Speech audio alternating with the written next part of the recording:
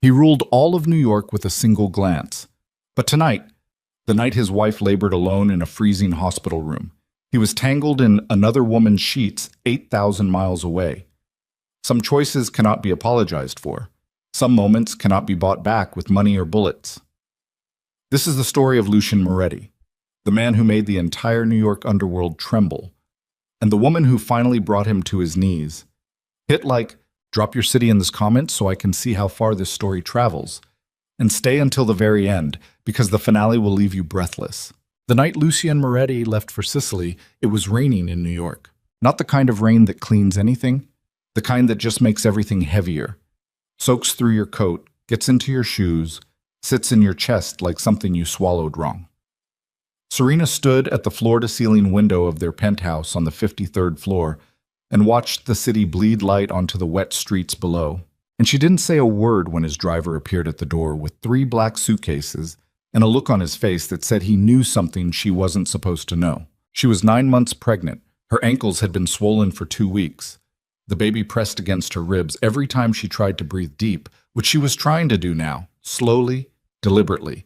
Because if she stopped concentrating on her breathing, she was going to start concentrating on the fact that her husband was leaving 4 days before their due date with a story about a weapons alliance in Palermo that didn't quite add up. Lucien came down the stairs in a charcoal suit, no tie, 3 buttons undone at the collar. He looked exactly the way he always looked, like a man who had never once in his life been late to anything that mattered to him. He moved through a room the way weather moves. You felt him before you saw him. He stopped when he saw her standing at the window. "You're supposed to be resting," he said. "You're supposed to be staying," she said. He crossed the room, pressed one hand against the side of her face. His thumb moved along her cheekbone the way it had on their first night together, in that cramped apartment in the Bronx before the money, before the empire, before all of it became something she couldn't quite recognize anymore. 4 days, he said. 5 at most. I'll be back before anything happens. The doctor said any day now, Lucien. Doctors say that to everyone. He kissed her forehead. His lips were dry. Nothing is going to happen while I'm gone. You know that. She looked at him. Really looked at him. Tried to find the crack in it, the tell, the small involuntary twitch at the corner of his eye that meant he was constructing something rather than telling the truth. She had gotten very good at reading him over 7 years. She had also gotten very good at choosing which things she read and which things she let pass unread, because some truths in a marriage to a man like Lucien Moretti were luxuries she could not afford. "Call me when you land," she said. "Every hour if you want." "Just when you land is fine." He kissed her once more, on the mouth this time. Brief, practiced. And then he was gone, and the door closed, and Serena turned back to the window and put one hand on the cold glass and one hand on her stomach and stood there until the rain stopped, which it never did. His name had been feared in this city for 11 years. He had taken over the Moretti syndicate at 26, after his father's stroke left a vacuum that 3 other families immediately moved to fill. He had filled it first, faster, and with a precision that made people stop using the word ruthless and start using the word surgical. He didn't rage, he didn't make speeches. He made decisions, and the decisions held, and the men who disagreed with the decisions eventually stopped disagreeing because they eventually stopped existing. Politicians returned his calls within the hour. Judges took his suggestions seriously. Police commissioners attended his fundraisers and shook his hand in photographs that never made the front page because he owned the people who decided what made the front page. He had built something close to an empire. Real estate, logistics, construction, import operations that moved across 6 different port authorities up and down the eastern seaboard. And underneath all of it, invisible to anyone who wasn't supposed to see it, the machinery of the underworld, the protection arrangements, the weapons trade, the agreements with 3 other families that kept New York from sliding into the kind of open warfare that was bad for everyone's business. He was 41 years old. He had never lost a negotiation. He had never lost a man he wanted to keep. He had never, not once, lost something he decided to hold on to. He had also never been faithful to Serena Vale Moretti for more than 14 consecutive months. Bianca Romano had been in his life for 3 years. She was not the first. She would not have been the last, had things continued the way things were continuing. She was a woman who understood the arrangement, who never called at the wrong hour, who never appeared somewhere she wasn't supposed to appear, who treated their time together the way you treat something valuable, carefully, cleanly, without leaving marks. The villa outside Palermo belonged to a man who owed Lucien a large favor and had offered the property as part of that debt's repayment. White walls, terracotta floors, lemon trees in the garden, the kind of place where a man could convince himself for a few days that his real life was somewhere else. And this was the thing that was actually real. Bianca was waiting on the terrace when the car pulled up. She had a glass of wine in one hand and a smile that she deployed the way some women deploy perfume, strategically, at exactly the right moment. She wore something white and expensive. She always wore something white and expensive. It was a habit Lucien had noticed early and never commented on. He got out of the car and she walked to him and he kissed her. And for a moment, maybe 3 full seconds, he didn't think about Serena standing alone at the window with her hand on the glass. Then the moment passed, and he picked up her wine glass and drank from it, and the Mediterranean spread out blue and enormous below the villa's stone terrace. And somewhere 8,000 miles away, his wife went to sleep alone for the 4th night in a row. The call came at 3:14 in the morning, Sicily time. Lucien was already awake. He had a habit of waking before dawn that predated even his years in the syndicate, something his mother had instilled in him, this idea that the hour before sunrise was the only honest hour, the only time when the world wasn't performing for itself. He was on the terrace with a cigarette and a glass of water when his phone lit up with Marco's name.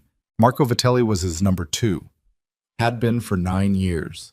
A thick man, quiet by nature, whose voice on the phone at 3 a.m. meant that something had happened that required a decision. "Talk," Lucien said. "It's Serena." A pause. Short, loaded. "She's at Mercy General. Labor started around midnight. They moved her to delivery about an hour ago." Lucien felt something move through his chest. Not quite fear, not quite guilt. Something that didn't have a clean name. Something that lived in the space between what a man knows he should feel and what he actually feels when he's been sitting on a terrace in Sicily, convincing himself that 4 days is nothing. "How far along?" "Elena's with her." Lena was Serena's younger sister, 24 years old and the only person alive who looked at Lucien Moretti with open contempt and got away with it. She said it's progressing fast. Doctor said probably before morning. Lucien set down his glass. He looked at the dark water below. He pressed the cigarette against the stone railing until it died. "Keep me updated," he said. A silence from Marco's end, longer than it needed to be. "You want me to arrange a flight?" Marco asked. Lucien looked back through the glass doors at the bed where Bianca was still sleeping, her hair spread across a white pillow like something in a painting, and he said, "Not yet. Let me know when there's news." He hung up. He told himself he would call back in an hour. He told himself there was nothing he could do from an airplane at 3 a.m. that he couldn't do from here. He told himself first labors took time, always took time, and he would have plenty of warning before anything actually happened. He lit another cigarette. He did not call back in an hour. Serena had been in labor for 6 hours by the time the real pain started. The kind of pain that takes language away from you, that reduces everything you are, your history, your dignity, your carefully maintained composure, to a single animal point of endurance. She breathed through it the way they had taught her in the birthing class that Lucien had attended exactly once, in the first trimester, before the excuses started compounding. Elena held her hand. Elena, who was 5 years younger and had never once in her life bit her tongue when she had something to say, was biting her tongue so hard now that Serena could see it in her jaw. "Don't," Serena said between contractions. "I'm not saying anything. You're thinking very loudly. That's my right as your sister." A nurse appeared to check something on the monitor. Young, professional. She glanced at the empty chair beside the bed, where a support person was supposed to be sitting, and then glanced away again with the careful neutrality of someone who had learned not to ask questions about empty chairs. "Is someone else joining you tonight?" the nurse asked. "No," Serena said. "Okay, you're doing beautifully." The nurse left. Elena squeezed her hand harder. Outside the delivery room, down the corridor, Serena could hear a man's voice. Low, urgent, the sound of someone talking the way people talk when they're overwhelmed with something good. A new father. She couldn't see him, but she could hear him telling someone on the phone that it was a girl, that she was perfect, that he couldn't stop shaking. Serena closed her eyes and breathed and did not allow herself to think about Sicily. She allowed herself to think about the photograph instead. It had come 3 days ago, not sent to her. That would have been too obvious, too deliberate, the kind of thing you could trace back to someone with an agenda. It had appeared in the background of a photograph posted publicly on a travel account that documented luxury estates across the Mediterranean. The account had 40,000 followers. It existed to show beautiful properties to people who would never afford them. In the foreground, a lemon tree, a stone terrace, a view of blue water. In the background, through a set of open glass doors, two people at a breakfast table, close, relaxed, the kind of closeness that doesn't come from a business relationship. The man's back was to the camera, but Serena knew the line of his shoulders the way she knew her own name. She had looked at the photograph for a long time, long enough that her coffee went cold. Then she had set her phone face down on the table and sat with her hands folded on top of her stomach, feeling her son move beneath them. And she had made a decision so quietly and so completely that it didn't even feel like a decision. It felt like the thing that had always been coming finally arriving. She had not called Lucien. She had not confronted him. She had called Elena. The baby arrived at 6:47 in the morning, 7 pounds, 4 ounces, a full head of dark hair. He screamed the moment he left the world that had contained him, which the doctor said was a very good sign, and Serena thought, yes, scream, because this world deserves to know you're here. They placed him on her chest, warm and furious and real, in a way that nothing had been entirely real to her for months. She put her lips against his forehead. His skin smelled like something she didn't have words for, something that existed before language did. She did not cry. She thought she would cry. She had imagined this moment hundreds of times, and in every version of it she wept, and Lucien wept.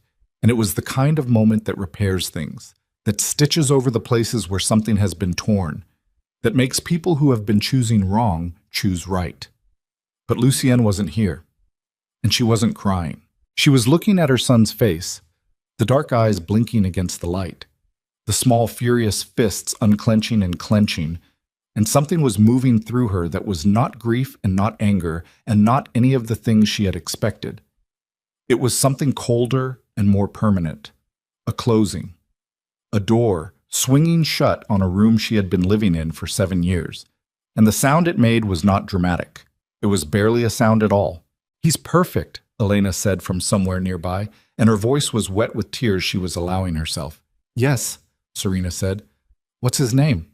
Serena had been letting Lucien believe they were still deciding. She had known for 4 months. "Nico," she said. "His name is Nico." Lucien's phone rang at 7:02 a.m. Sicily time. Marco again, this time without the pause. "You have a son," Marco said. "Born 40 minutes ago, 7 pounds, 4 ounces. Serena and the baby are both fine." Lucien was standing in the villa's kitchen in yesterday's clothes. He had not gone back to sleep. He had made coffee and stood at the window and watched the sky go from black to gray to the kind of pale gold that made the Mediterranean look like something out of a painting. And he had told himself every 15 minutes that he was going to call Marco and tell him to arrange the flight. He hadn't. Now he gripped the phone and felt something crack open in his chest that he did not have adequate defenses against. "A son," he said. "Yes." Is Serena asking for me?" Another pause. This one said everything. "No," Marco said. "She hasn't asked." Lucien set the phone on the counter. He looked at his own reflection in the dark window glass. The gray at his temples that had arrived sometime in the last 2 years. The lines around his eyes. The jaw that had always been described as strong and now just looked rigid.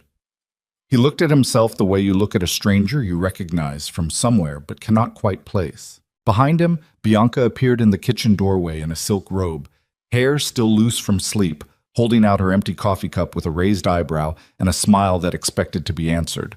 He looked at her, then he picked up his phone and said, "Marco, get the plane ready." He landed at JFK at 11:40 the following morning. The car was waiting. His driver, Sal, did not speak during the ride, which was unusual. Sal was a man who filled silences the way some people fill rooms, reflexively, compulsively. And the silence in the car lasted all the way from the airport to the Upper East Side, which was 40 minutes with traffic. and Lucien sat in the back and rehearsed what he was going to say, and every version of it sounded inadequate in ways that had nothing to do with the words. He had gifts. He always had gifts. A jeweler in Palermo had opened early for him, and there was a bracelet in his jacket pocket that had cost more than most people's cars. He had flowers arranged to be delivered. He had a speech about the weapons summit, about the necessity of the trip, about how he had monitored everything from abroad and knew in his bones that she would be fine.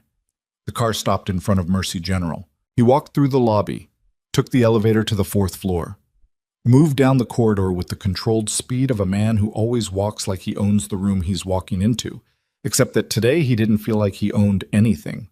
Room 412. He pushed the door open. Elena was there.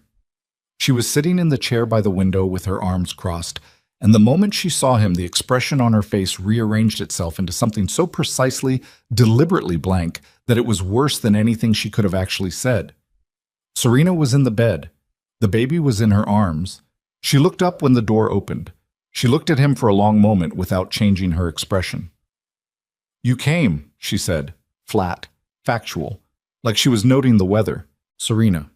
He moved toward her. "I'm so sorry." The negotiations ran long, and the connection was, "Don't," she said. One word, quiet as a door closing.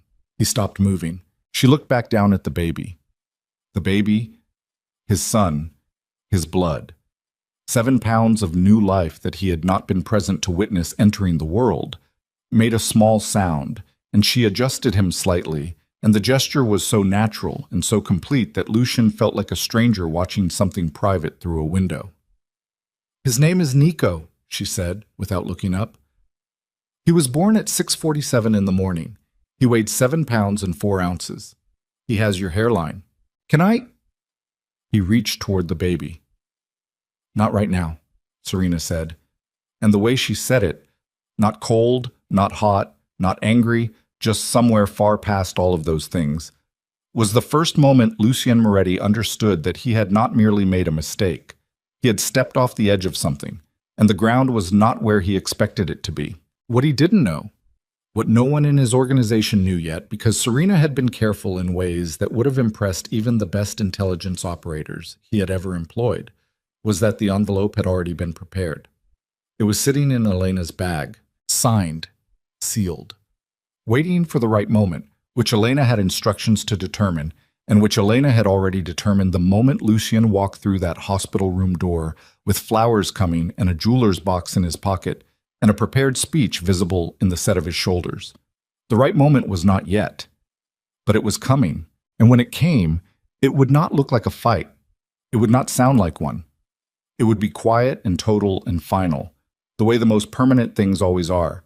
Not a storm that you can see approaching across the water, but the tide going out so far and so completely that by the time you notice, the shore has already changed forever. Serena looked down at Nico's face. His dark eyes were closed now. His breathing was the steadiest thing in the room. She had 7 days left in this hospital. She was going to use them. He stayed in that hospital room for 3 hours. 3 hours of saying the wrong things in the right voice, of reaching and being tolerated rather than welcomed, of holding his son for exactly 4 minutes before Serena said Nico needed to feed and took him back with the calm efficiency of someone who had already made a decision about how much access to allow and had simply not announced it yet. Lucien sat in the plastic chair beside the bed and watched his wife nurse their child and felt, for the first time in 11 years of running an organization that operated on the principle that power was the only honest currency in the world, genuinely powerless. He tried twice more to explain Sicily. The first time Serena looked at the window, the second time she looked at him with an expression so devoid of accusation that it was worse than any accusation, the look of someone who has moved past the point of wanting you to admit anything because the admission no longer changes anything, and said, "You should go home and sleep. You look terrible." He did not look terrible. He looked exactly the way he always looked, but he understood that she was not commenting on his appearance. He left at 3 in the afternoon. Elena followed him into the corridor, which he had not expected, and closed the door behind her with a soft precision that felt deliberate. "Elena," he started. "Don't talk," she said. "Just listen." He was not a man people told to stop talking. His jaw tightened. He let it go. She was 24 years old, and she came up to his shoulder, and she looked at him like he was something she had found on the bottom of her shoe. She doesn't want you in that room unless she invites you. You come back tomorrow with flowers and an apology she doesn't need. I'll have security remove you myself. You understand what I'm telling you? She's my wife. She's a woman who just spent 14 hours in labor without her husband. Elena's voice didn't rise. That was the thing about her. She didn't need volume.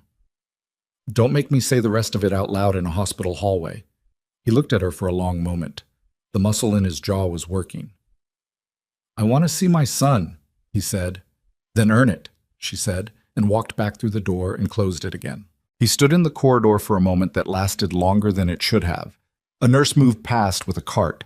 Someone down the hall was crying the good kind of crying, the overwhelmed kind. He turned and walked to the elevator and pressed the button and stared at his own reflection in the steel doors until they opened. The mansion on the Upper East Side was 6,200 square feet, and it had never felt empty before. He walked through it that evening the way you walk through a place you're visiting rather than living in. Slowly, touching things without meaning to, stopping in doorways. The nursery was finished, had been finished for 2 months. Pale gray walls, a crib that cost $4,000.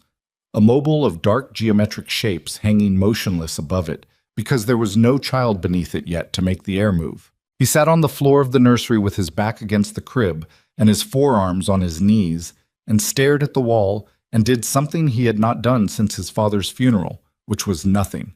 Not planning, not calculating, not managing the 17 simultaneous problems that a man in his position was always managing. Nothing. His phone buzzed.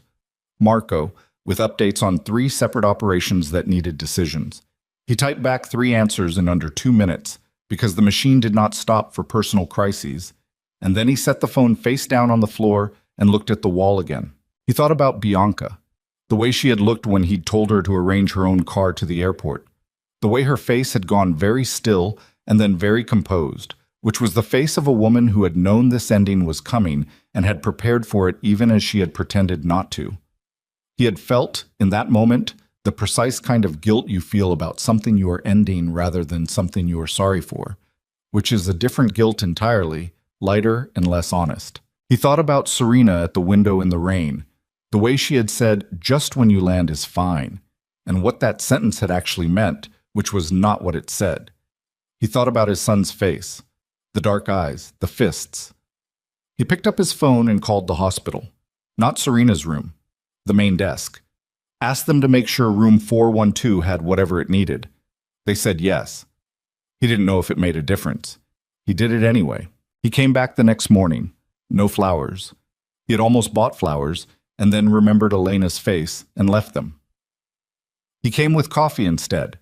2 cups from the place on Madison that Serena had liked before the pregnancy made coffee intolerable. And the moment he pushed through the door, he knew something had shifted, though he couldn't immediately locate what. Serena was sitting up straighter. Nico was in the bassinet beside the bed. Elena was gone. And Serena's eyes, when she looked at him, had something new in them that was not warmth, but was not the flat, closed-off absence of yesterday either. It was something watchful, measuring. He set the coffee on the table. He didn't sit. "I owe you more than an apology," he said. "Yes," she said. "I know that." "Do you?" He pulled the chair and sat down and leaned forward with his elbows on his knees, which was not his natural posture. He was a man who sat back, who took up space, who let rooms organize themselves around his stillness. And the deliberateness of the lean was not lost on her. She saw it. He saw her see it. "The trip wasn't only about the Palermo summit," he said. "I know what the trip was about, Lucien." The sentence sat between them like something physical. He didn't deny it. He thought about denying it. The old instinct, practiced and reliable, that said deflect and redirect and make the other person feel like they're constructing a problem rather than seeing one.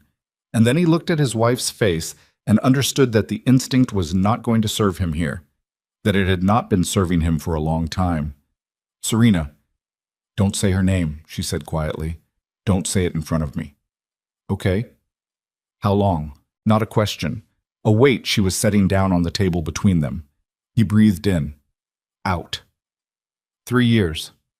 Something moved across her face, fast and controlled, the way lightning is fast. There and then gone, but you know it happened because the air still smells like it. 3 years, she repeated. Yes. Nico is 7 days old, she said. You've been doing this for 3 years, which means you were doing this when I told you I was pregnant, which means you were doing this when we were choosing names, when we were in that birthing class that you left early because of a meeting that I am now understanding was probably not a meeting. Every sentence was calm, even, like she was reading something off a page she had memorized. Yes, he said, because there was nothing else. And you were doing this 4 nights ago when I was in labor. Yes. She nodded, slowly, the way you nod when something you already knew becomes something you now know officially, and the gap between those two things is smaller than you thought it would be. Get out, she said. Serena, I'm not asking you to leave my life right now, Lucian. I'm asking you to leave this room so I can feed my son without your face in my peripheral vision. She turned to look at the bassinet. You can come back tonight, 6 o'clock. We'll talk. He stood. He picked up his jacket. He left his coffee untouched. At the door he stopped, didn't turn around. I ended it, he said, before I got on the plane. I believe you, she said. That doesn't help as much as you think it does. He did not go back at 6. Not because he didn't intend to. He intended to. He was in the car at 5:40, with Sal driving and the city going gold in the late afternoon light, and then Marco called with something that could not wait. A situation at the Port Newark facility. A shipment compromised. 2 of his captains making decisions without authorization that were about to create a diplomatic disaster with the Castellano family.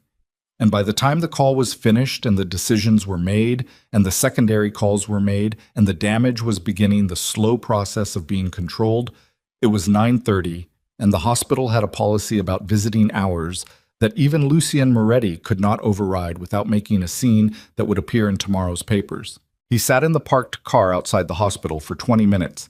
Then he told Sal to drive him home. He did not call Serena to explain. He told himself he would explain in the morning. He had been telling himself things in the morning for 7 years. Serena waited until 7. Then 7:30. Then 8, which was when Elena came back with food from the Thai place 2 blocks over that Serena had been craving for 6 months, and Elena looked at the empty room and looked at her sister and set the food down without a word. They ate in silence for a while. He's not coming, Elena said finally. No. Serena. Don't. I have to. Elena, I swear. The papers are ready. Elena's voice dropped. Not soft, careful. The way you speak when you're saying something you've been holding for months. I talked to Marcus Chen. He's the best family attorney in the state, and he's handled 4 cases involving organized crime divorces, and he has security clearance and protocols that mean Lucian can't touch him legally or otherwise. All you have to do is sign. Serena set down her fork. I know, Elena continued, that you love him. I know that. I'm not asking you to stop. I'm asking you to protect yourself and Nico before whatever is left of that love convinces you to wait one more time for a man who just proved, again, with the most irreversible timing possible, that he will always choose the version of himself that doesn't have to answer to you. The room was very quiet. Nico made a small sound in the bassinet.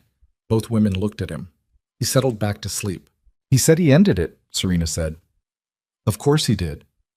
You don't believe him? I believe he ended it because he got scared, not because he changed. Elena reached across and put her hand over Serena's. There's a difference. And you know the difference. You've always known the difference. Serena looked at her son. 7 pounds, dark hair, her eyes, his jawline. If I do this, she said slowly, he will use every resource he has to find us. You know that. I know. He will not accept it. I know that too. So tell me you have a plan that accounts for the fact that my husband runs the most sophisticated criminal intelligence network on the eastern seaboard. Elena reached into her bag. She pulled out a folder, and the folder was thicker than Serena expected, and the tabs on the side were labeled in Elena's meticulous handwriting with words like identity and transit and contacts and safe protocol. I've been planning this for 4 months, Elena said. Since the 2nd trimester. Since the night you called me crying and then pretended in the morning that you hadn't. Serena stared at the folder. 4 months, she said. 4 months. You didn't say anything. I was waiting to see if I was wrong. Elena's jaw was tight. I wasn't wrong. The confrontation happened on day 5. Lucian came at noon, which was the first time he had appeared when he said he would since the birth. And he came with the bracelet from the Palermo jeweler and the energy of a man who had spent several days reorganizing his internal narrative into something he could live with. He had a plan. He had always operated better with a plan. The plan was present himself as changed, demonstrate contrition, offer material evidence of commitment, and then begin the slow, methodical work of rebuilding what he had damaged, which was how he had always handled damaged things, with resources and patience, and the confidence of a man who had never ultimately failed to get what he applied himself to getting. What he had not factored into the plan was Elena. She was in the chair by the window when he came in, and she did not stand, and she looked at the jewelry box in his hand with an expression of such complete contempt that he actually stopped walking. She's in with the doctor, Elena said. Routine checkup. Sit down. He sat, reluctantly. He set the jewelry box on the table and looked at it himself for a moment, and then looked at Elena. I want to talk to you, he said. That's unfortunate because I'm talking to you. She uncrossed and recrossed her legs. I need you to hear me very carefully, Lucian, because I'm not going to say this more than once, and I'm not going to soften it for you. Elena, my sister spent 14 hours in labor alone. She heard a man down the hall tell his family his daughter had been born, and she held Nico and she didn't cry, and I watched that happen, and I watched her make a decision in real time that she'll spend the next year executing, and there is nothing— Her voice didn't break. It hardened. Nothing you can buy or say or threaten that is going to undo what she decided in that room. He looked at her steadily, the way he looked at people who were opposing him, measuring. You don't speak for Serena, he said. No, but I know her better than you do, which isn't a hard bar to clear given that you spent the last 3 years demonstrating you weren't paying much attention. The door opened. Serena came back from the checkup, Nico in her arms, a nurse at her side who took one look at the room temperature and found a reason to be somewhere else immediately. Serena looked at Elena first, then at Lucien, then at the jewelry box on the table. She handed Nico to Elena. She sat on the edge of the bed. She looked at Lucien with the clear, finished calm of someone who has done their grieving privately and is now operating from the other side of it. I've been thinking, she said. So have I, he said. Serena, if you'll give me a chance to— I've been thinking, she said again, about what it means to stay. He went quiet. Staying means Nico grows up watching his father leave, watching his mother wait, watching two people perform a marriage for the sake of appearances while the actual thing rots underneath. She wasn't looking at him with anger. She was looking at him with something clearer and more devastating than anger. I grew up in that house. I watched my mother perform that marriage. I told myself I would never. This isn't the same. It is exactly the same, she said. The only difference is your last name is worth more money and more fear. He leaned forward. His voice, when it came, was lower. The voice he used when negotiations were reaching their critical point, when he needed the other person to understand that he was serious in a way that transcended the ordinary definition of serious. I will fix this, he said. I am telling you I will fix this. I have fixed harder things than this. A marriage isn't a business problem, Lucian. I know that. You don't. You genuinely don't. Because if you did, you wouldn't have just said, I'll fix it the same way you'd say, I'll fix a port situation in Newark. She stood, picked up Nico from Elena's arms, held him against her chest, and looked at her husband over their son's dark head. I need you to go home tonight. And tomorrow? She looked at him for a long time. Go home, she said. He was in the car when Marco called again. Not about the port this time. About something worse. A photograph. Not the same photograph, a different one, had been sent anonymously to 3 separate gossip outlets with enough reach to make a story stick. The photograph showed Lucien and Bianca on the terrace of the Palermo villa, and this one was not background detail. This one was deliberate, close enough to identify, compromising in a way that left nothing to interpretation. It goes public in 48 hours unless we move, Marco said. Who sent it? We don't know yet. Find out. We're trying, but Lucien, if this runs... I know what happens if it runs. He looked out the car window at the city moving past. Buy it. Buy all 3 outlets if you have to, whatever it costs. And if we can't, then we control the story. Get Hartman on the phone. Hartman was his crisis communications man. Expensive, effective, completely amoral. Tell him we need a counter-narrative by morning. He hung up, sat back, pressed 2 fingers against the bridge of his nose. 3 years of perfect compartmentalization, and it had all come apart in the span of 10 days. The timing was not accidental.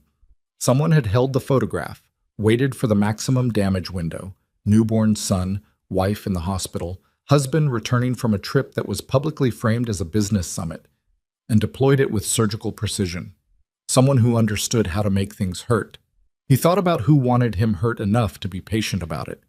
The list was not short, but there was one name on it that had risen, over the last 48 hours, to the top. A name associated with a man named Ferrante, Dominic Ferrante, whose operations along the Brooklyn waterfront Lucien had been systematically absorbing for the last 2 years. Ferrante, who had been quiet lately in the specific way that meant he was not quiet at all.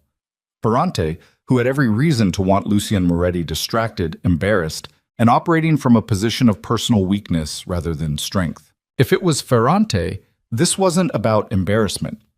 This was the opening move of something larger, which meant the next 48 hours were about to become extraordinarily complicated. He was so deep in the operational calculation, running timelines, mapping responses, identifying which pieces moved first, that he almost didn't feel the other thing. The thing underneath the tactical layer. The thing that was not about Ferrante or photographs or counter-narratives, but about a woman in a hospital room holding his son and looking at him over that dark head with the expression of someone who has already, quietly, without announcing it, begun to leave. He almost didn't feel it. Almost. Serena signed the papers on the morning of day 7. Not in the hospital. She had them transferred. She signed them in a small conference room on the 2nd floor that the hospital used for family consultations, with Marcus Chen sitting across from her in a suit that cost less than Lucien's watch, and Elena beside her, and Nico sleeping in a carrier strapped to Elena's chest. Marcus Chen went through each page with quiet efficiency. He did not editorialize. He did not offer opinions on the decision or on the man the decision concerned. He had handled 4 cases involving organized crime divorces, and he understood that the most useful thing he could do for this woman was make the legal mechanism as clean and as fast as possible. She signed her name 8 times. Each time, her signature looked exactly the same, controlled, legible, no tremor in it. When she was done, she capped the pen and set it on the table and sat for a moment with her hands flat on the surface, looking at nothing in particular. The petition will be filed this afternoon, Marcus Chen said. Under the circumstances, I've arranged for expedited processing. He'll be served within 24 hours. And our location when he receives it? Serena asked. You'll already be gone, Elena said. Serena looked at her sister. Nico stirred in the carrier, made a small, discontented sound, settled. Okay, Serena said. She stood. She picked up her bag. She looked once more at the papers on the table. The thing she had just done made suddenly, irrevocably solid by the fact that it existed now on paper, in a legal system that did not care about the size of a man's empire or the reach of his network. She walked out of the conference room and down the corridor and into the elevator. And when the doors closed, she looked at her own reflection in the same steel surface, where Lucien had looked at his 6 days ago, and she looked different than he had looked. Not harder, not colder. Something else. Something that was almost, in its own devastating way, peaceful. The doors opened on the ground floor. The car Elena had arranged, not one of the Moretti vehicles, a clean car, registered to a name that did not exist in any database Lucien's people would think to check, was waiting at the side entrance. The driver did not know who she was. That was the point. She got in. Elena got in beside her with Nico. The door closed. Ready? Elena said. Serena looked out the window at the hospital entrance, at the ordinary city morning happening around it. at people arriving and people leaving, and a man in a delivery uniform moving a cart across the sidewalk with the blank efficiency of someone who has no idea that in this particular car, at this particular moment, the wife of the most powerful crime boss in New York is sitting with her 7-day-old son and a new name and 3 safe houses mapped across the eastern seaboard and a divorce petition that will land on her husband's desk before the day is out. "Drive," she said. The car pulled into traffic, and somewhere across the city, in the Moretti mansion on the Upper East Side, a phone was already ringing with news that would send Lucien Moretti into a rage unlike anything his organization had ever witnessed.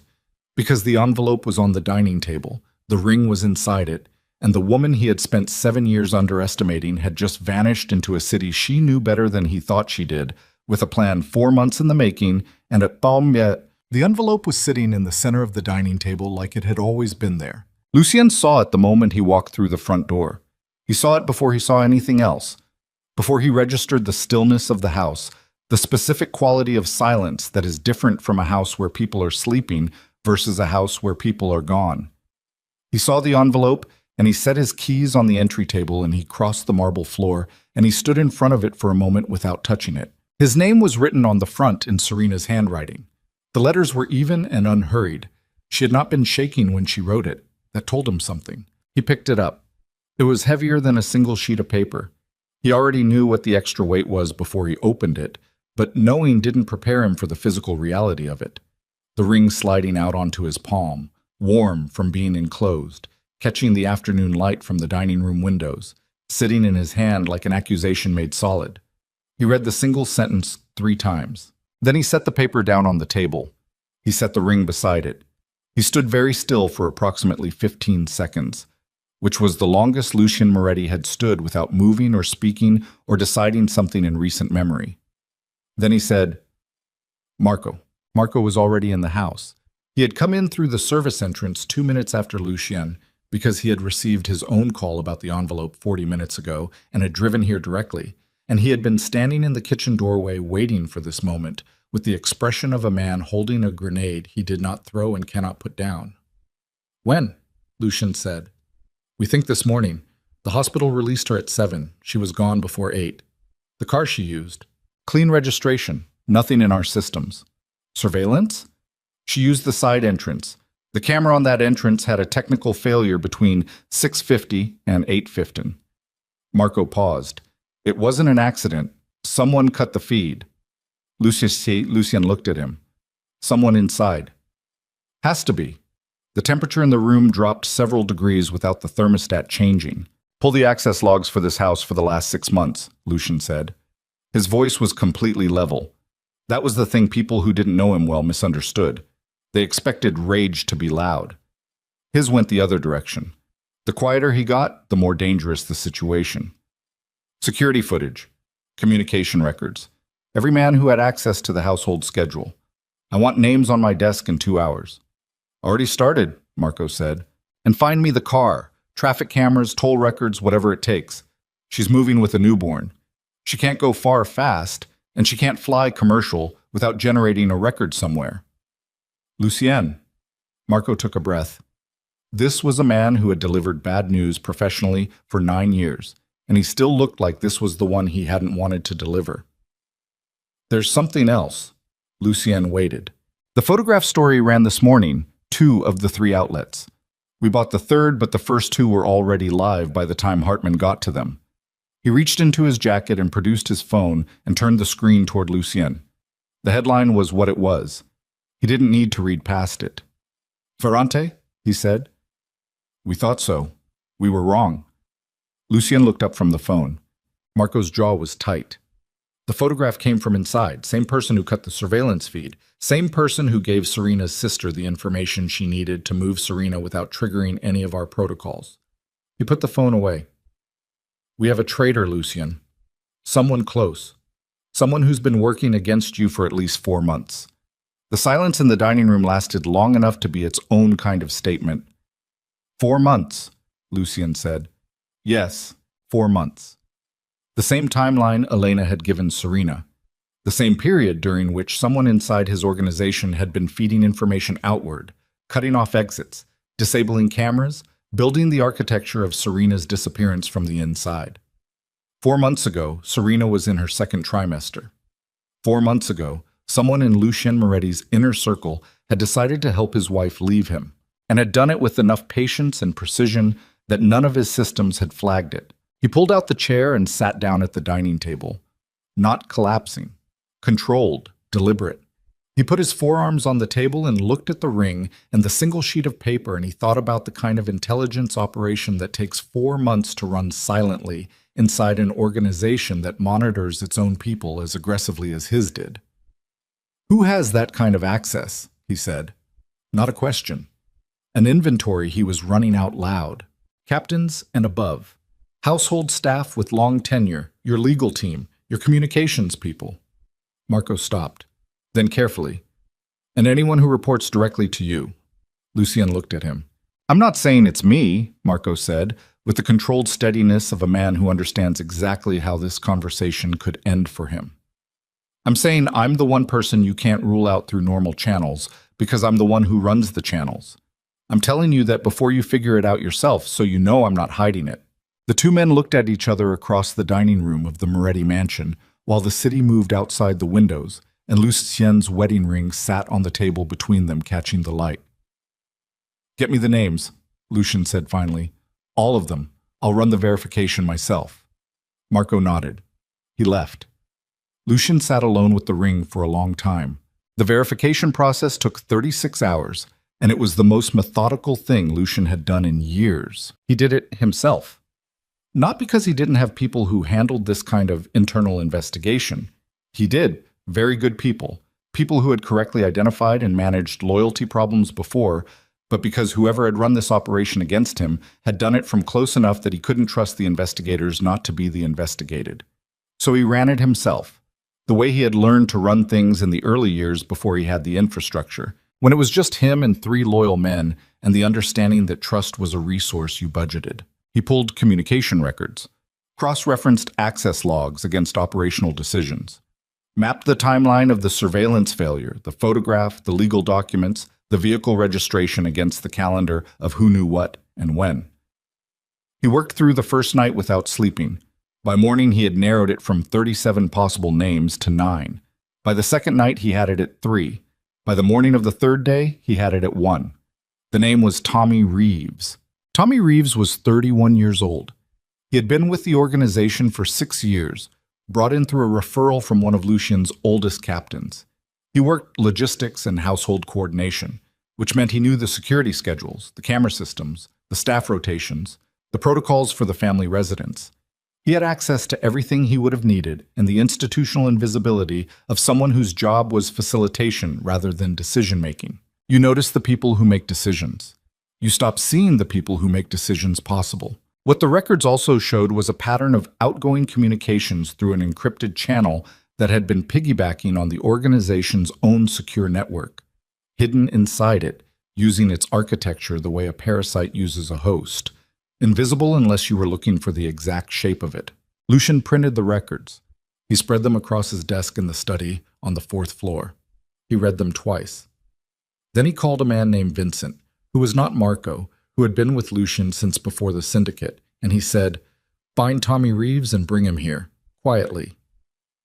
"Yes," Vincent said. "Don't hurt him. I need him functional." Vincent paused. "That's a change from your usual instruction." "I know," Lucien said. "Bring him anyway." They brought Tommy Reeves at 11 in the evening. He was not what the moment called for aesthetically. He was slight, unremarkable, with the kind of face that disappears in a crowd because it contains no strong features. He was wearing a gray sweatshirt and jeans because they had pulled him from his apartment, and he came into the study with the specific movement of someone who is very frightened but has decided that showing fear is worse than the fear itself. Lucien was sitting behind the desk. He had not turned on the overhead light. One lamp was on, casting the room in the kind of light that makes everything look like a conversation that is already over. He let Tommy stand for 30 seconds. He let him process the room, the desk, the printed records spread across the surface, the fact that Vincent was by the door. "Sit down," Lucien said. Tommy sat. "I'm going to ask you something once," Lucien said. "You're going to tell me the truth, because the truth is the only version of this conversation that ends with you walking out of here. Do you understand? Tommy's throat moved. Yes. Who hired you? Tommy looked at the records on the desk. He was smart enough to know that Lucien didn't ask questions he didn't already know half the answer to. That the question was not about gathering information, but about confirming what he needed confirmed and identifying what he still didn't know. It wasn't Ferrante, Tommy said. I know it wasn't Ferrante. It wasn't anyone from outside. Lucien went very still. Say that again. It wasn't anyone from outside the organization. Tommy's voice was doing something complicated, trying to be steady and almost getting there. Nobody hired me to hurt you. Nobody's making a move on the syndicate. That's not what this was. Then what was it? Tommy looked at his own hands on his knees. I've been here 6 years. I know what happens in this house. I know what kind of man. He stopped, restarted. She's a good person. Serena. She's the only genuinely good person in this entire operation, and she was going to get destroyed by it and by you, not intentionally, but destroyed the same. I've seen what you do to things without meaning to. The room was absolutely silent. So you did this because you felt like it, Lucien said. I did it because someone had to. You ran a 4-month covert operation against your own employer because you developed a conscience. I ran a 4-month covert operation because the woman gave birth alone at 6 in the morning while you were in a villa in Sicily. Tommy's voice cracked on the last word. Not from fear, from something else.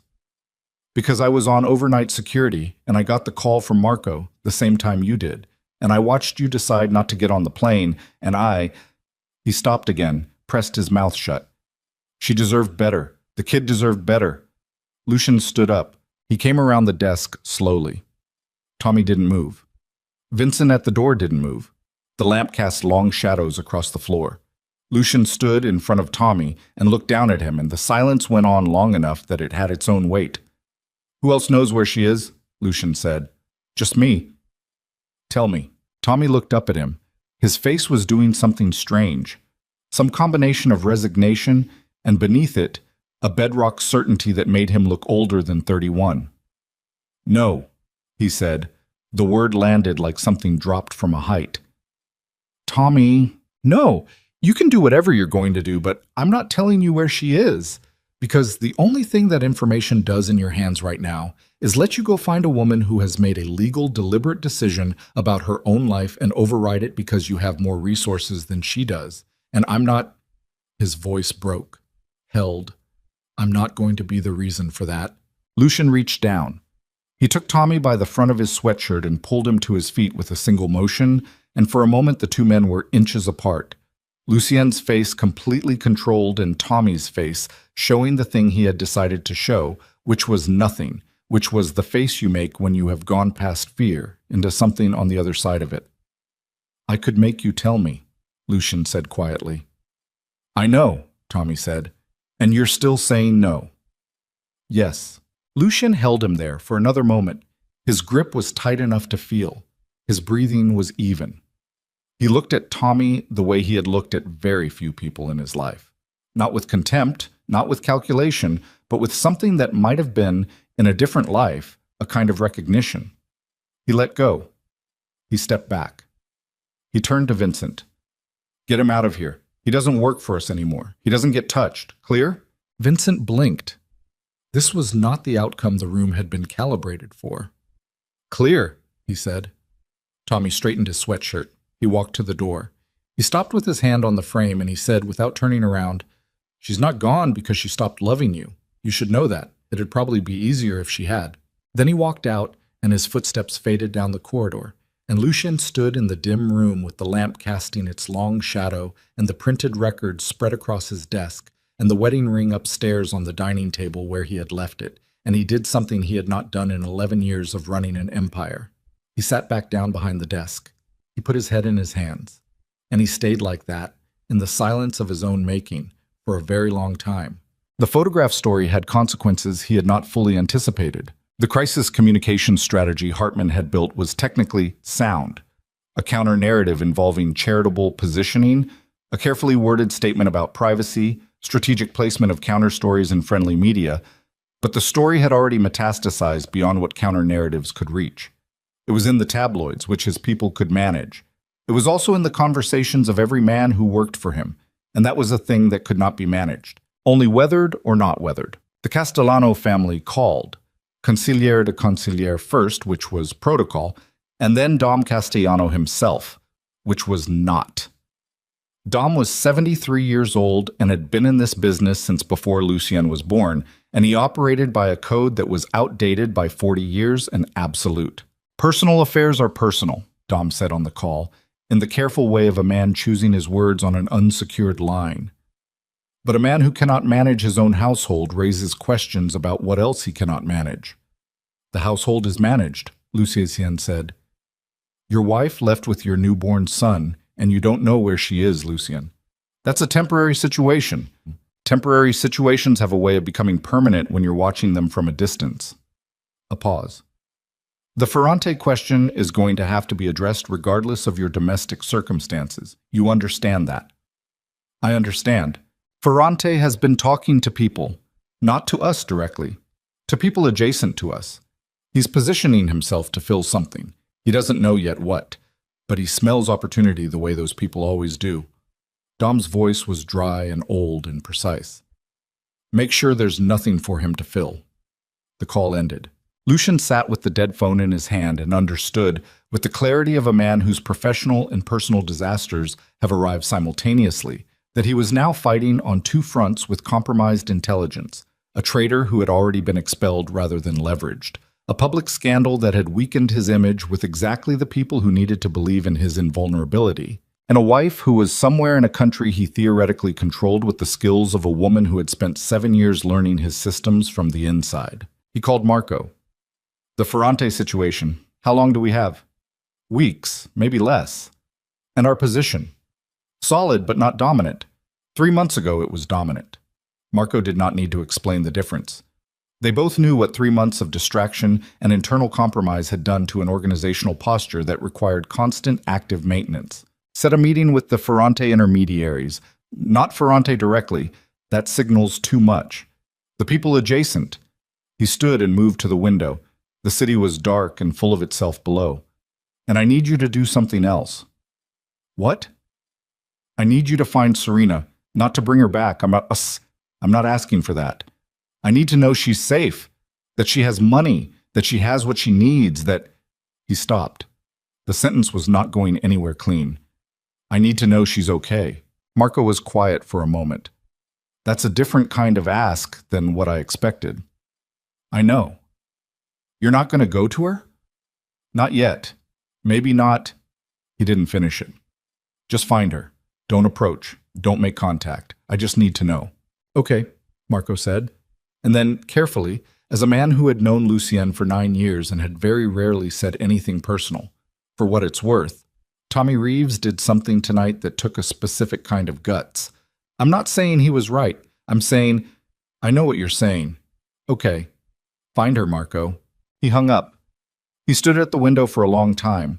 The city moved below him with complete indifference, the way cities always do. The traffic and the lights and the lives stacked 60 stories beneath him, all of it proceeding without any reference to what had just happened in his study, to the ring on his dining table, to the child who was somewhere in the dark with a woman who had signed her name 8 times on paper that was now sitting in a legal filing system that did not care how many cities he owned. He thought about Tommy Reeves saying she's not gone because she stopped loving you. He thought about what it meant that a man in his employ had run a 4-month intelligence operation against him, not for money, not for a rival, not for any of the reasons betrayals happen in this world, but because he had watched Lucien decide not to get on a plane and had made a different decision with that information. He thought about the kind of man you have to be for the people around you to make that choice. He pressed his hand flat against the cold glass of the window. Outside somewhere, his son was breathing in the dark. 7 days old and already living a life his father didn't know the location of. Already, at 7 days old, the son of a man who had to find him through intelligence channels rather than knowing, the way fathers are supposed to know, by simple proximity, by being the kind of man who stays in the room. The glass was cold under his hand. The city didn't care. And in that moment, standing at the window of the empire he had built from nothing, Lucien Moretti felt the specific and irreversible weight of understanding that the version of himself who had built this thing, the controlled, surgical, invulnerable version, The version that treated love as another resource to be managed and loyalty as a commodity to be purchased, was the version that had lost the only thing he had ever been given that he could not replace, manufacture, or buy back at any price, and that if anything of him was going to survive what was coming next, it was not going to be that version at all. Something had to die in him for something else to live. He was beginning to understand that the dying had already started. That night in Sicily, when he had heard Marco's voice on the phone at 3 a.m. and looked through the glass doors at Bianca sleeping, and chosen to let the hour pass without getting on a plane. And that what was left of him now, standing cold-handed at this window, was the question of whether what came after the dying was going to be worth anything to anyone, including himself. The city moved below, indifferent, exact, uncaring about the answer. He had to find one anyway. 3 months after Serena disappeared, Lucian found her in Philadelphia. Not through his intelligence network, not through Marco's people, or the traffic cameras, or the toll records, or any of the 17 parallel search operations he had been running since the day the car pulled into traffic and took his wife and son away from him. He found her because she let him find her, or more precisely, because she arranged for him to find a single piece of evidence, a single trail, that led exactly far enough and no further. The way you leave a door open to see who walks through it and what expression they're wearing when they do. He knew she had done it deliberately. He knew it the way you know things about a person after 7 years of living in the same space, the specific signature of her intelligence, the way she had always been 3 moves ahead of everyone in the room, including him, especially him, though he had spent most of their marriage telling himself otherwise. The trail was too clean, too findable. She was watching. He went alone. No Marco, no Vincent, no car with tinted windows and a driver who reported back through the chain. He took a train from Penn Station on a gray Tuesday morning in November, sitting in a window seat with a coffee he didn't drink and the city sliding away behind him. And he thought about what he was going to say, and he thought about what she was going to say, and he thought about his son, who was now 3 months old and had presumably graduated from the fists unclenching phase into something new that he had no reference point for because he had not been present for any of it. The address led to a row house in West Philadelphia. Quiet street. Old trees. The kind of neighborhood that had been something else 20 years ago and was in the process of becoming something again, caught between versions of itself. He stood on the sidewalk across the street for a moment and looked at the front of the house. A light on in the ground floor window, a curtain that was not quite still, and then he crossed the street and knocked. Elena opened the door. Of course Elena opened the door. She looked at him the way she always looked at him, which was like something she was deciding whether to throw back, and then she stepped aside without a word and let him in. The house was small and clean and smelled like coffee and something that might have been baby powder. The furniture was mismatched in the way of furnished rentals, the kind of place where nothing belongs to anyone and everything is temporarily sufficient. There were photographs on the mantel, not of him, not of anything from before. A picture of Elena and Serena from what looked like years ago, laughing at something outside the frame. A picture of a newborn hand wrapped around an adult finger that hit him somewhere below the sternum. Serena was in the kitchen. She was standing at the counter with a mug in both hands, and she was wearing jeans and a dark sweater and her hair was down, which she almost never wore it in the old life because the old life had been a series of events requiring a version of her that was always composed and presented. She looked younger, or maybe not younger, more like herself, some version of herself that had existed before he'd met her, that he had occasionally glimpsed in unguarded moments and never fully understood the value of. She looked at him without surprise. "You came alone," she said. "Yes." "I wasn't sure you would." "I wasn't sure either." She set the mug down. She didn't come toward him, didn't move away from the counter. She just stood there in the kitchen of the rented house in West Philadelphia and waited, which had always been one of her particular strengths. The ability to wait without filling the space, to let silence do the work that words would do badly. "Where is he?" Lucian said. "Sleeping. Upstairs." He nodded. He wanted to ask to see him, and the wanting of it was a physical thing, somewhere in his chest, a pressure that he had been managing for 3 months by converting it into operational activity, and which was now, standing in this kitchen, not convertible into anything. "Can I—" he started. "Not yet," she said. Same 2 words as the hospital. Same tone. A boundary with no anger in it, which was worse than anger because anger had given it. This had none. He put his hands in his jacket pockets. He looked at the floor for a moment and then looked back at her. "I'm not here to ask you to come back," he said. Something shifted slightly in her face. "I'm not," he continued. "I know what you decided. I know it was real. I'm not here to negotiate it or argue it or—" He stopped, started differently. "I need you to know some things, and then you can tell me to leave and I'll leave." She considered him for a moment. Then she moved to the small table against the wall and sat down. She didn't invite him to sit, but she didn't tell him to stand, which he understood as the conditional permission it was. He sat across from her. "Ferrante made his move," he said. Her eyes didn't change. She had always been able to hear operational information without reacting to it on the surface.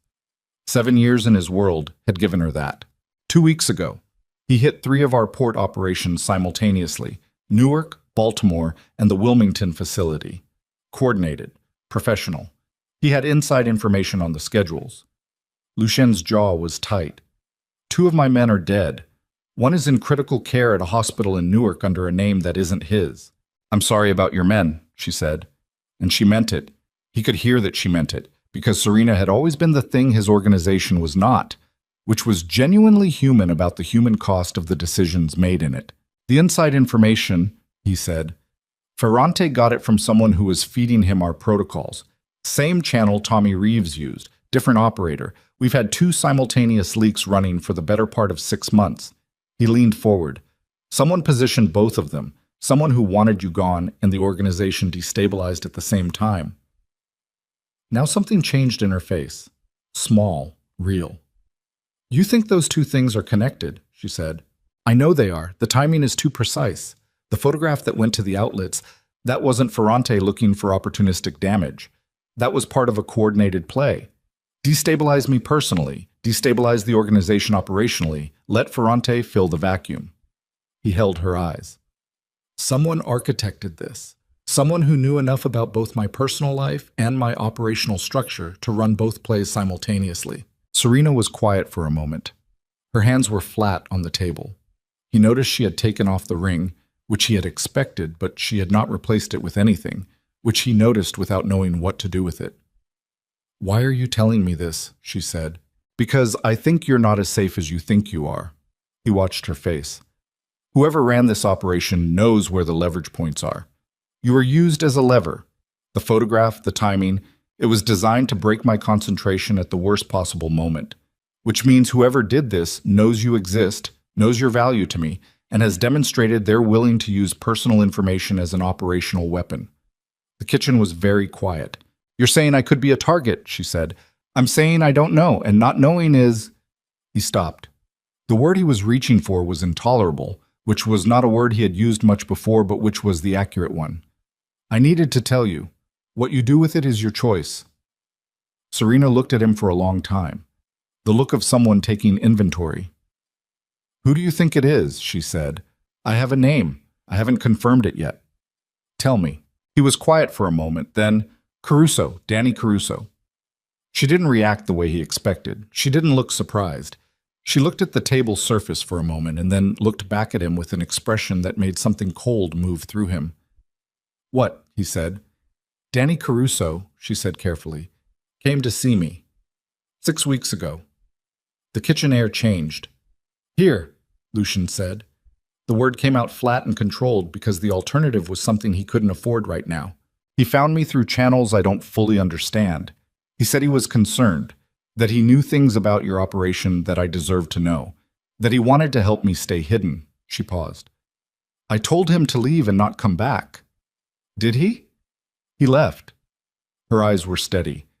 "I don't know if he came back. I've been careful, but Lucien—" For the first time in the conversation, her voice lost some of its careful evenness. "If he found me, and your people hadn't—" "He's been here longer than me, Lucien," Lucien said.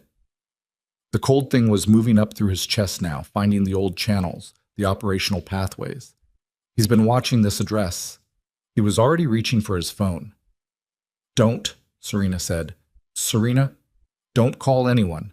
Don't make this house a location that exists in a communication that can be intercepted." Her voice was quiet and very fast. Think. He stopped. He looked at her.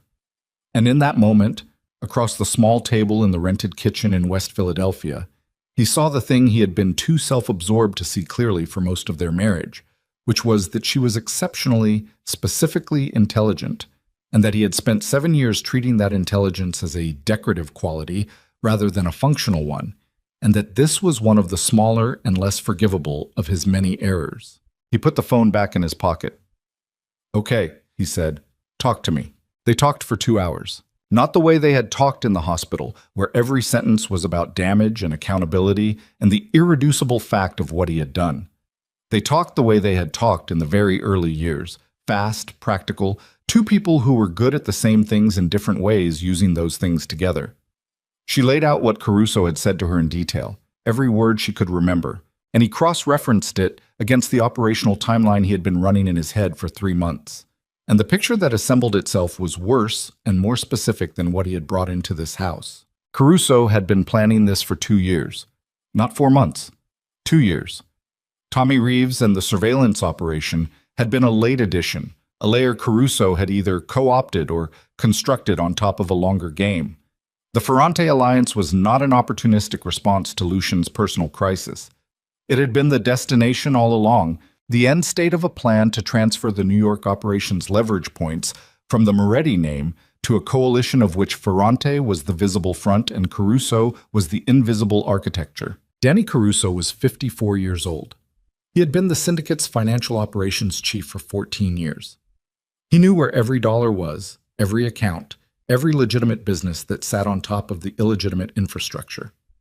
He had access to the legal mechanisms that could freeze assets, the regulatory contacts that could trigger investigations, and enough documented leverage on enough people to make a legal assault on the Moretti organization survivable for him regardless of how the criminal side of things resolved. He had also for 2 years been positioning himself as Lucien's most loyal and reliable man. He was at the hospital, Lucien said. The realization arrived with the particular nauseating clarity of things that should have been obvious. The night Nico was born, he called me. He was the one who who said it was routine, that first labors always ran long, that I had time. Serena's jaw tightened. He knew I was in Sicily, Lucien continued. He knew why. He's been managing my personal communication security for 4 years. He looked at the table. He told me I had time to stay. The silence in the kitchen had a texture to it. He wanted you to miss it, Serena said. He wanted me distracted, personally compromised. He wanted the photograph, the scandal, He stopped. His hand was flat on the table and he was pressing it down without meaning to, pressing like he could push the table through the floor. He used my own. He used what I did to you as a weapon. He engineered the conditions and then he used the result. Yes, Serena said simply. And then he came here 6 weeks ago to do what... He was thinking out loud now, which he almost never did, which meant the controlled surface was starting to show the thing underneath it.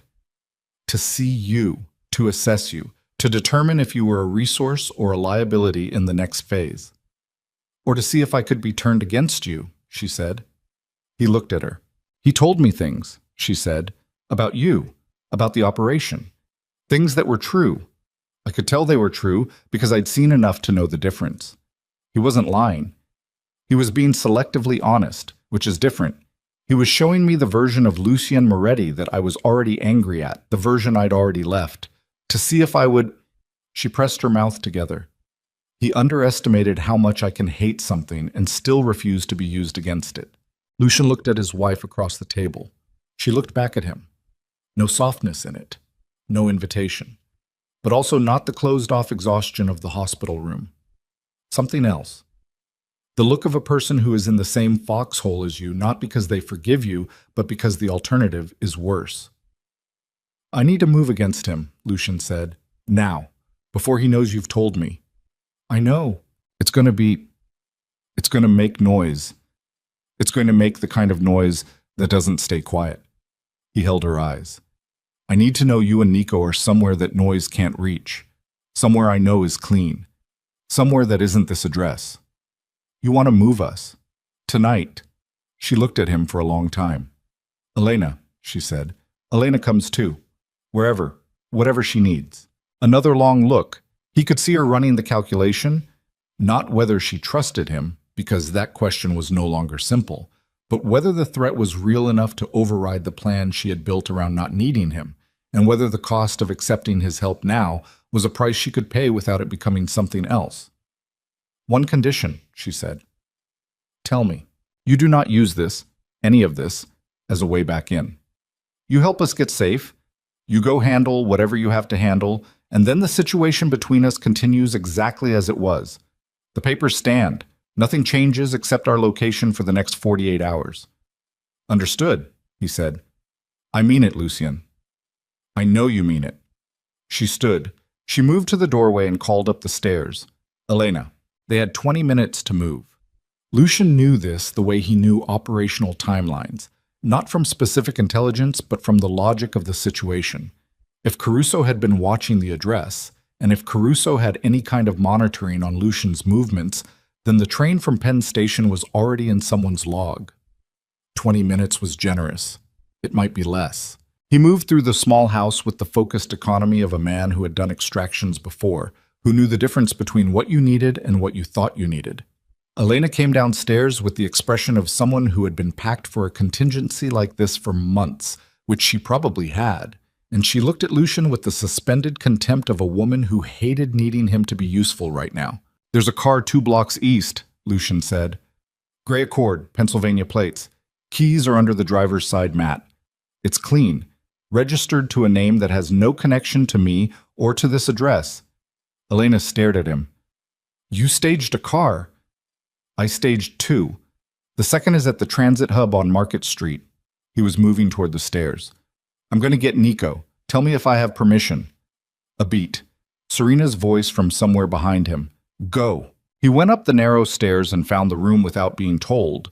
One door with a piece of paper on it that said NIC in Elena's handwriting. Childlike letters that were so at odds with Elena's normal precision that they stopped him for exactly 1 second before he pushed the door open. The room was small and dark. A portable crib against the wall. A lamp on the dresser casting the faintest possible light, the kind of light that existed to let a parent see without waking. Nico was on his back with his arms out to his sides, the way infants sleep when they have not yet learned that the world requires them to take up less space. He was wearing a dark blue sleep suit with small white stars on it.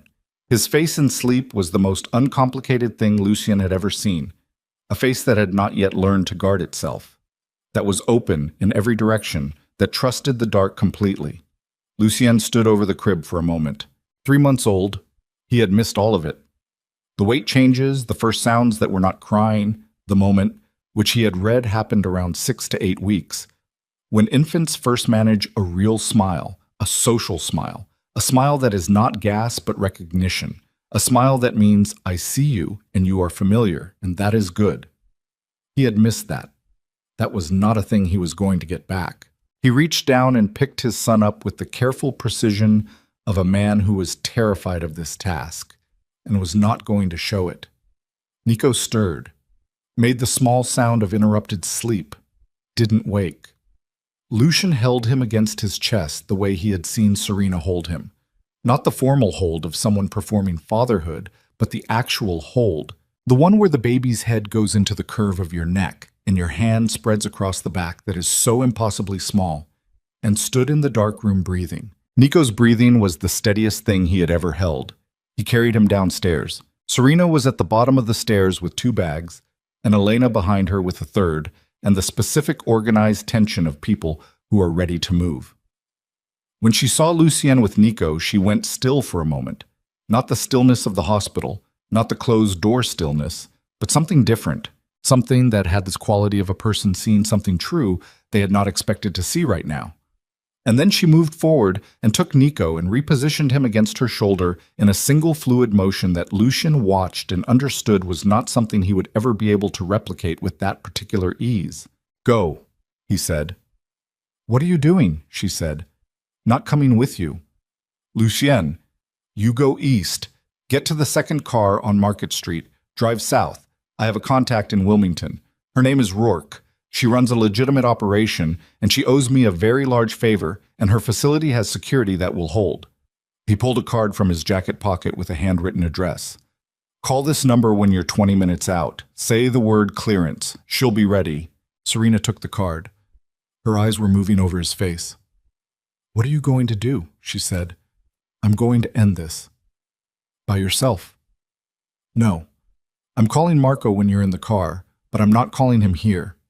He held her eyes. "Go." She stood there for one more second.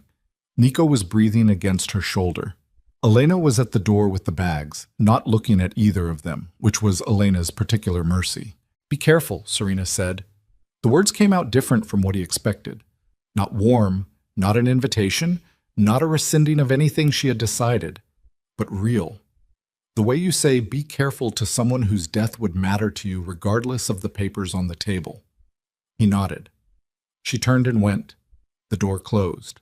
He stood in the empty rented house for 5 seconds, which was all he allowed himself, and then he pulled out his phone and called Marco and said, "I know who it is. Get everyone you trust. And Marco, only the ones you'd stake your life on, because you're going to be staking it. And meet me at the Canal Street location. 1 hour." "Caruso," Marco said. "A beat. How long have you known?" 40 minutes. I needed to be sure." "Are you sure?" "Yes." "Then I'll be there in 45, Marco said, and hung up. Lucian walked to the front window. He looked out at the quiet street. The trees, the ordinary Tuesday evening of a neighborhood that had no idea. He looked at the parked cars along the curb, the ones that had been there when he arrived, and the ones that hadn't, and he found what he was looking for 3 houses down on the opposite side. A dark SUV with tinted windows that had not been there an hour ago and was parked at an angle that gave it clean sightlines to the front door. He looked at it for a moment. Then he took his jacket off and folded it over the back of a chair and rolled up his sleeves and looked at his reflection one more time in the dark window glass. The gray at his temples, the lines around his eyes, the jaw. He looked like a man who was done managing the situation. He looked like a man who was about to walk out the front door of a house in West Philadelphia directly toward a dark SUV belonging to people who worked for the man who had spent 2 years dismantling his life from the inside, who had used his own worst impulses against him, who had used the night of his son's birth as an operational window, and who had stood in the hospital waiting room and called Lucien to tell him he had time. Don't rush. First labors always run long. And he was going to walk out that door and across that street with nothing but the 11 years of understanding exactly how dangerous he could be when he had nothing left to lose and a reason that he walked out the front door at 7:43 in the evening. The street was cold. November in Philadelphia had a specific quality of cold, not the brutal cold of January that announces itself, but the quiet cold that moves in under your coat before you realize it's there, that settles into the spaces between things. He walked down the 3 front steps without hurrying and turned left on the sidewalk and moved toward the dark SUV with the steady, unhurried pace of a man going somewhere he intended to go. He was 10 feet from the vehicle when the passenger door opened. The man who got out was not someone Lucian recognized. Mid-30s, thick through the shoulders. He had the particular stance of someone who had done security work long enough that his body defaulted to it even when he was trying to look casual, which he was failing at. "Mr. Moretti," the man said. "Get back in the car," Lucian said. "Tell whoever you're calling right now that I'm coming to them directly. Tell them the house is empty. Tell them they've already lost what they came for." The man's hand was moving toward his jacket. "Don't," Lucian said. One word, the voice that closed negotiations. The hand stopped. "Get back in the car," Lucian said again. "Drive me to Caruso. That's the only version of tonight that ends without your employer explaining to someone why he sent people to a residential street in Philadelphia." The man looked at him for a moment with the expression of someone recalculating. Then he opened the rear door of the SUV and stepped aside. Lucien got in. Danny Caruso was in a warehouse near the Delaware waterfront that belonged, on paper, to a real estate holding company that belonged, through 4 intermediate layers, to a legitimate development firm that had no visible connection to anyone in the Moretti syndicate or the Ferrante operation. Lucien had known the warehouse existed. He had not known Caruso had been using it. That was the kind of operational blind spot that only appeared when someone with complete access to your records was simultaneously managing what you could see. The drive was 22 minutes. Lucian sat in the back of the SUV and did not speak, and did not look at his phone, and did not think about Serena and Nico moving south in a gray Accord toward a woman named Rourke in Wilmington. He thought about nothing.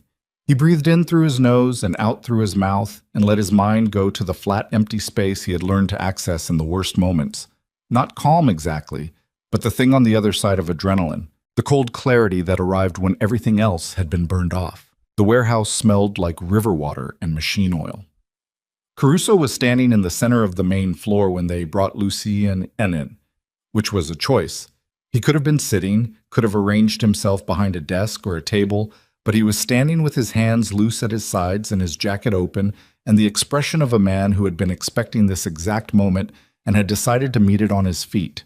He was 54 years old. He had worked for Lucien for 14 years. He had sat at the table when decisions were made that determined whether people lived or didn't. He had gray at his temples too, and lines deeper than Lucian's, and the permanent slight squint of someone who had spent decades doing math in his head that had human consequences. He looked at Lucien and he said, "You came alone." "I'm not alone," Lucien said. "Marco has 12 men at 4 positions within 3 blocks. They're waiting for my call. This conversation happens first." "A conversation?" Caruso's mouth moved, not quite a smile. "Okay." "Why?" Lucien said. Caruso looked at him. "That's really what you want to start with. I want to understand it. The mechanics I can reconstruct. The why is the part that I—" Lucien stopped. His jaw moved. 14 years, Danny. 14 years, Caruso agreed. He moved to the side, not away from Lucien, but parallel, like he was pacing something. "You want the honest answer." "I drove 22 minutes in the back of a car belonging to one of your people." "Yes, I want the honest answer." Caruso turned to look at him directly. "You stopped being the man worth working for about 4 years ago." The warehouse was very quiet. "Not because of Bianca," Caruso continued. "Not because of the personal things. I don't care about the personal things. I cared about the organization. I cared about what we built." He said we without irony, which was somehow the most jarring thing he had said. 4 years ago, you started making decisions from ego instead of intelligence. The Ferrante absorptions. I told you 3 times the timeline was too aggressive. The port expansions. I put the risk analysis on your desk myself. You didn't read it. You were too busy. He stopped. You were too busy managing your personal life to run what we built. So you decided to take it. I decided to preserve it. His voice was flat, certain. The voice of a man who had been having this argument with himself for years and had resolved it. Ferrante is a businessman. Brutal, yes, but rational. A merger, controlled, negotiated. Would have been better for everyone than the slow bleed of watching you run it into the ground while you were distracted by a mistress and a marriage you didn't have the decency to either fix or end. You used my son's birth, Lucien said. Something moved across Caruso's face. Fast. He didn't deny it. You called me that night, Lucien said. You knew where I was and why. You called me and you told me first labors always run long. You told me I had time. Yes. You looked me in the face for 3 months after that night. You sat at my table. Yes. The single-syllable answers were not defiance. They were something more unsettling. The answers of a man who had made peace with what he'd done so thoroughly that he didn't feel the need to defend it anymore. Lucien crossed the floor. He crossed it fast, faster than Caruso expected, and before the 2 men at the perimeter of the warehouse could move, he had Caruso by the jacket with both hands, and the older man's back hit a concrete support column hard enough to knock the breath out of him. Up close, Caruso's face showed the thing that the controlled surface had been covering. Not fear exactly, but the recognition of it. The acknowledgement that for all the planning and the patience and the 14 years of learning exactly how Lucia Moretti operated, there was still a physical reality to the man that no amount of organizational maneuvering fully accounted for. My son, Lucien said. The words came out very low. My son was born at 6:47 in the morning while I was in a villa in Sicily because I made a choice I cannot undo. That is on me. I own that. But you put me in that position deliberately, and you used my worst impulse as a weapon, and you did it while sitting at my table eating my food and calling yourself my man? His grip tightened. Tell me one reason. I already told you. Tell me one reason I shouldn't end this here. Caruso looked at him. His breathing was controlled, slow, the breathing of a man working to stay functional while pressed against a concrete column by someone who was significantly larger and significantly angrier. Because it won't fix anything, he said. Because your son is 3 months old and he's going to be fine, and Serena is going to be fine, and ending me in a warehouse in Philadelphia doesn't change the night Nico was born or the 3 years before it. His voice was steady. And because you're not that man anymore. I don't know exactly when it happened, but you're not. And I think somewhere you know it. Lucien held him there. 10 seconds. 15. The two men by the perimeter had not moved because the specific quality of what was happening in the center of the floor was the kind of thing that instinct tells you not to insert yourself into. Then Lucien released him. He stepped back. He straightened his own jacket. He breathed. Marco, he said. Not loud. He had a phone in his hand, call already connected. Come in. They came in through 4 entry points simultaneously, which was the Moretti method for securing a space. No warning, no negotiation at the perimeter, just presence and the understanding that resistance had already been calculated against and found insufficient. It took 4 minutes to secure the warehouse and another 12 to establish what Caruso had there. Documents, drives, the operational records of 2 years of systematic preparation, financial instruments that had been positioned to move the moment the Ferrante merger was publicly announced. Marco stood at the center of it all and looked at Lucien with the expression of a man confirming something he had hoped he was wrong about. All of it, Marco said. He had all of it. I know. The Ferrante meeting was set for next week. He was 6 days out. I know. Lucien looked at Caruso, who was sitting against the wall with 2 of Marco's men standing adjacent, not restrained but contained, his jacket wrinkled from the column. Make sure the documentation goes to Hartman, all of it. Everything gets turned over. He paused. Legitimately. Every agency that has jurisdiction. We do this clean. Marco stared at him. Lucien. Clean, Marco. No internal resolution. No. He stopped. We turn it over. Everything Caruso built, every contact, every financial instrument he positioned, every record of the Ferrante coordination. It all goes to the appropriate authorities.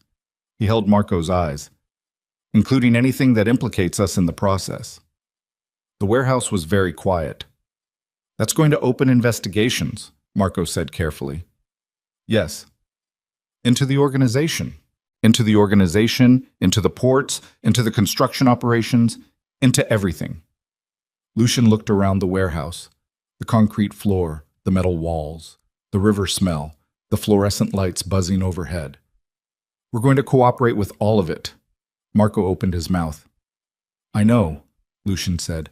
I know what it costs. Do it anyway. The Ferrante situation resolved itself over the following 3 weeks in the way that situations resolve when their central architect has been removed, and the documentation of their architecture delivered to 3 separate investigative bodies simultaneously. Dominic Ferrante was a smart man who recognized unwinnable positions and negotiated accordingly. The merger died. The Brooklyn waterfront operations remained in a state of contested limbo that would take years to legally resolve but posed no immediate physical threat. 2 of the port operations were suspended pending investigation. The construction company's licensing was reviewed. Several financial accounts were frozen.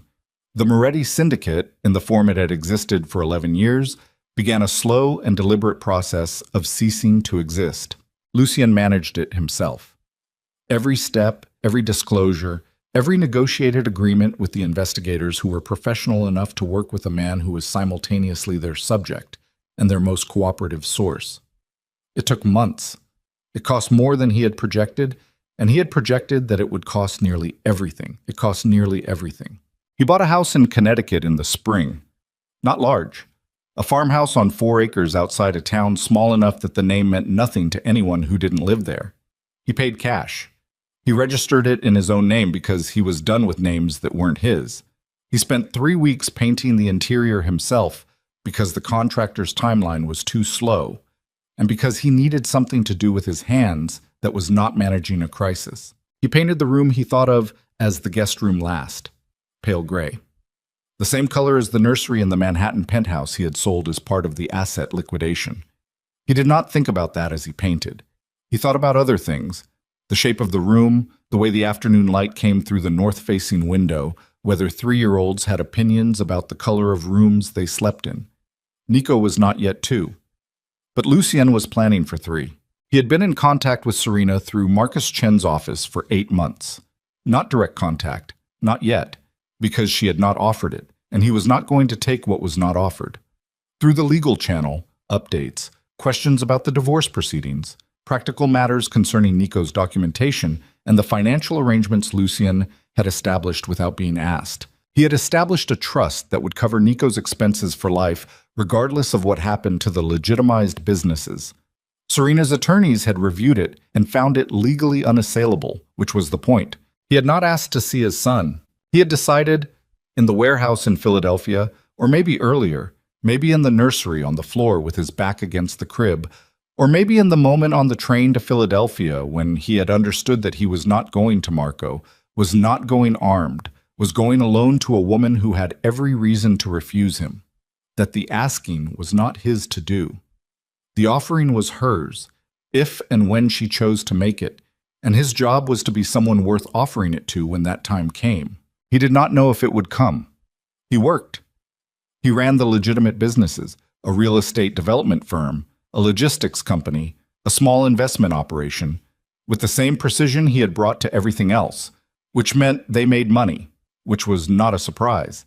He hired people who did not know his history. He paid taxes with a thoroughness that his accountant described as aggressive.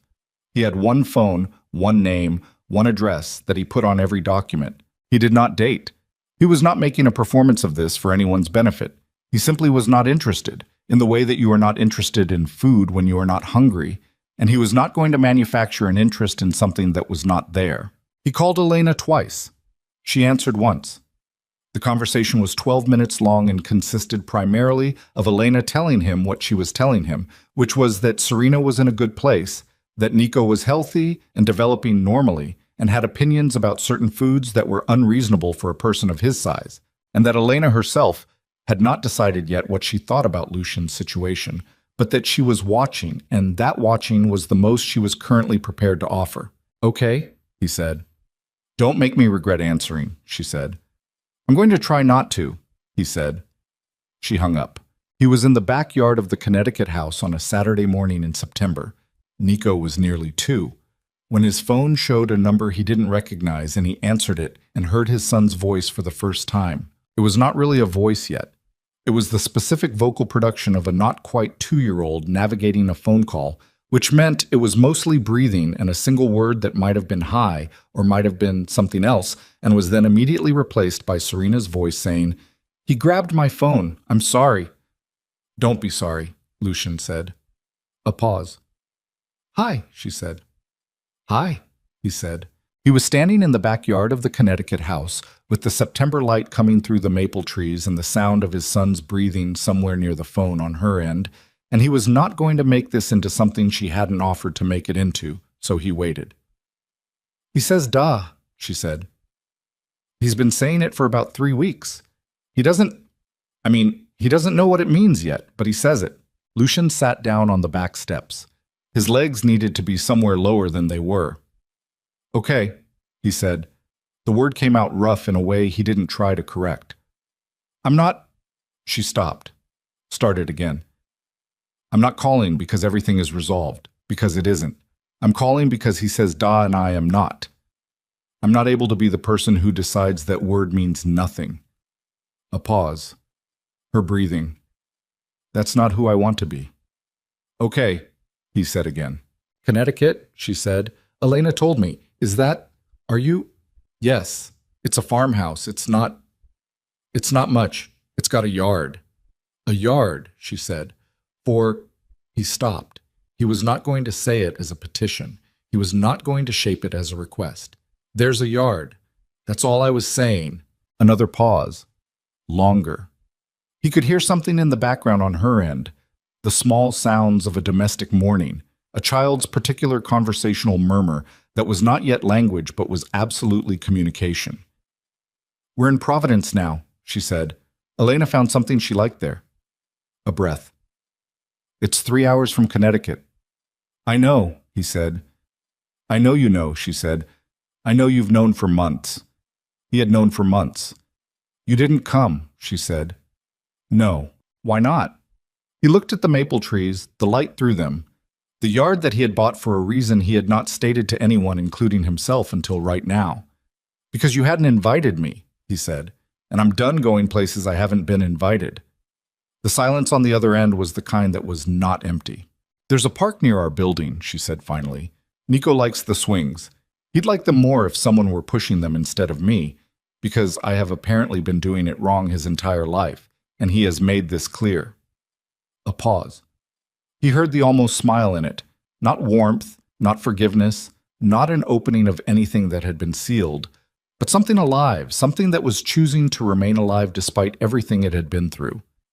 Next Saturday, 10 in the morning, Lucian pressed his hand flat against the wooden step beneath him. The wood was warm from the sun. I'll be there, he said. Don't be late, she said. I won't be late, he said. She hung up. He sat on the back steps of the Connecticut farmhouse for a long time after that. The September morning moved around him. The light shifting as clouds moved through it, the maple trees doing what maple trees do in September, which is begin the slow and irreversible business of letting go of what they've been holding all summer. The leaves not falling yet, but preparing, changing color from the inside out, turning into something they couldn't have been without the whole summer of green before it. He thought about Nico on a swing. He thought about the word da moving through an almost 2-year-old's mouth without understanding, the way words live in us before we have the context to use them correctly, the way a child carries the names of things long before he knows what the things are. He thought about Serena's voice on the phone, the almost smile, the 3 hours between Providence and Connecticut, which was not nothing, which was in fact exactly enough distance to be deliberate about. He was not under any illusion about what Saturday at the park meant. It was not reconciliation. It was not the beginning of something reconstructed. It was a woman who had decided to let her son know his father, and a man who had decided to be worth knowing, and the enormous, complicated, ordinary human space between those two things, where everything real would have to be built from scratch, if it was going to be built at all. He was not afraid of building from scratch. He had done it once already, at 26, with nothing but his father's name and the understanding that names were only worth what you put behind them. He knew more now, about what was worth putting behind a name and what wasn't, about the specific and irreplaceable value of the things that cannot be bought or managed or controlled. A child saying da without knowing why, a woman choosing, against the full weight of everything she had survived, to make one phone call on a Saturday morning because she had decided that was who she wanted to be. He stood up from the back steps. He went inside. He made coffee and stood at the kitchen window looking out at the yard, and he thought, 7 days. 7 days and then a park in Providence and a swing and a boy who said da. He could wait 7 days. He had learned, finally and at considerable cost, how to wait for things that were worth waiting for, instead of reaching for things that weren't ready, instead of taking up space in rooms where his presence was not yet earned. He had learned it the hard way, the only way people like him ever learned anything, by losing it first, by standing in the rubble of every wrong version of himself until the rubble was cleared enough to see what shape the right version might have. It was not a clean shape. It was not the shape of a man who had made good choices or lived without consequence. It was the shape of a man who had made the worst choices at the worst possible moments, and then had the singular fortune of being loved by a woman who was not defined by his worst moments, even though she had been damaged by them, a woman whose response to betrayal had been not to destroy him, but to refuse to be destroyed herself, which was a harder and more impressive thing. He did not expect her forgiveness. He had stopped expecting it somewhere around month 4 of the Connecticut house, when he had understood that the goal was not forgiveness, which was hers to give or withhold as she chose, but worthiness, which was his to build or abandon as he chose, and that building it had nothing to do with whether she ever acknowledged it. He had built it anyway. He was still building it. That was the thing nobody told you about becoming a different man. It was not an event. It was not a moment in a warehouse or a phone call in September or a Saturday in a park. It was every morning you woke up and made the same choice again, The choice to be the version of yourself that the people you loved deserved, even when they weren't there to see it, especially when they weren't there to see it. Because the version you performed for an audience was worth exactly nothing, and the version you maintained in the empty house on a Tuesday was the only version that was actually real. He drank his coffee. He looked at the yard. He thought about a swing set, whether there was time before Saturday to find a good one, whether a not-quite 2-year-old had strong opinions about swing sets, whether Elena would look at a swing set in a Connecticut yard and find it presumptuous or find it something else. He thought he might call Elena and ask. He thought Elena might actually answer this time. He set down the coffee cup. He picked up his phone.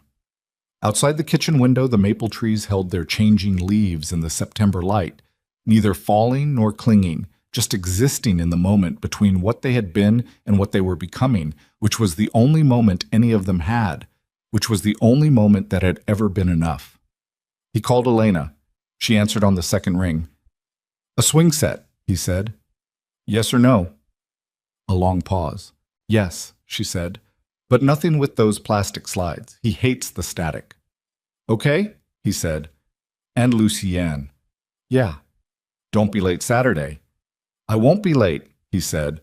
He meant it the way he should have meant every promise he had ever made. Not as performance, not as strategy, not as the opening move of a negotiation, but as the plain and binding truth of a man who had run out of excuses and run out of versions of himself that didn't cost something, and had finally, at considerable expense, arrived at the only version worth being. He hung up. He went to find a swing set.